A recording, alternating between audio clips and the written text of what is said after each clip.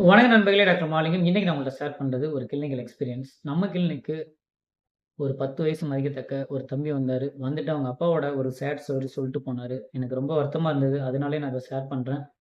அந்த தம்பியோட ஃபாதர் ஒரு 2 வருஷத்துக்கு முன்னாடி நம்ம கிளினிக் வந்தாரு. அவருக்கு பக்கவாதம் வந்திருந்தது.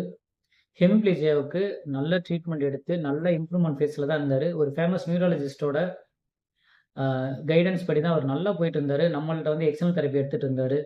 நல்ல ஒரு மாற்றம் வந்தது. ஆனா, அவருக்கு ஒரு ஹேபிட் ஆல்கஹால் அதிகமா எடுத்துக்கிற ஒரு பழக்கம் இருந்தனால, அவருனால அத விட முடியல. திருப்பி திருப்பி ஆல்கஹால் கன்சியூம் பண்ணதுல அனதர் ஸ்ட்ரோக் இறந்துட்டாரு. ஸோ, பக்கவாதம் வந்த பின்னாடி தயவு செய்து இந்த ஸ்மோக், ஆல்கஹால் பண்றத நிப்பாட்டிருங்க. ஏன்னா, அது மேலும் அ உங்களோட பிரெயின் இன்ஜூரிய அதிகப்படுத்த வாய்ப்பு இருக்கு. அது மட்டும் இல்ல, பக்கவாதம் வந்த பின்னாடி ஒரு சில நண்பர்களுக்கு due to any a other health issue like hypertension, diabetes, ஒரு ஹார்ட் ஆர் கிட்னி டிசீஸ்ல இருந்தீங்கன்னா, இது இன்னும் ஹார்ம்ஃபுல்லா ஆகும்.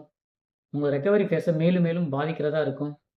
பக்கவாதத்தினால நம்மளால நிக்க, நடக்க, உட்கார சிரமப்பட்டுட்டு இருக்கும்போது, பேச சிரமப்பட்டுட்டு இருக்கும்போது, இந்த மாதிரியான பழக்கவழக்கங்கள் உயிருக்கே ஆபத்தா மாறிடும். தயவு செஞ்சு மனம் தளராம நல்ல ஒரு அ கவுன்சிலிங் எடுத்துட்டு, தொடர் சிகிச்சை எடுத்தீங்கன்னா, கண்டிப்பா இதுலருந்து மீண்டு வர முடியும்.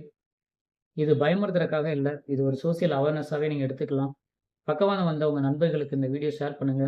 பக்கவாதத்திற்கு நவீன மருத்துவ சிகிச்சைன்னு இருக்கு. சித்த மருத்துவ சிகிச்சை நெறைய இருக்கு. வர்ம மருத்துவம், புற மருத்துவத்தில நெறைய நம்ம பண்ணி, நெறைய பேஷண்ட்ஸ் நல்ல இம்ப்ரூவ்மென்ட் கிடைச்சிட்டு இருக்கு. நீங்க ஃபாலோ பண்ணுங்க. பயன்படுத்தி பயன்பெறுங்கள். நன்றி நண்பர்களே!